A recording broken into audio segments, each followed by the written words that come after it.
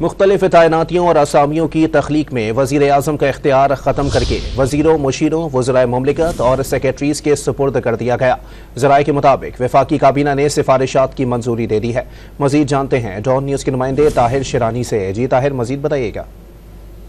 دیکھیں، حکومتی ذرائع کے مطابق مختلف وفاقی وزارتوں اور ڈویژنز میں ماہرین اور پروفیشنلز تعینات کرنے کا پلان ہے، اور اس حوالے سے وفاقی حکومت نے اہم فیصلہ کیا ہے۔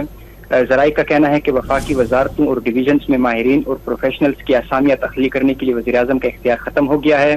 اب ماہرین اور پروفیشنلز کی جو اسامی ہے وہ وزارت خزانہ اسٹیبلشمنٹ ڈویژن کی مشاورت سے تخلیق کرے گی۔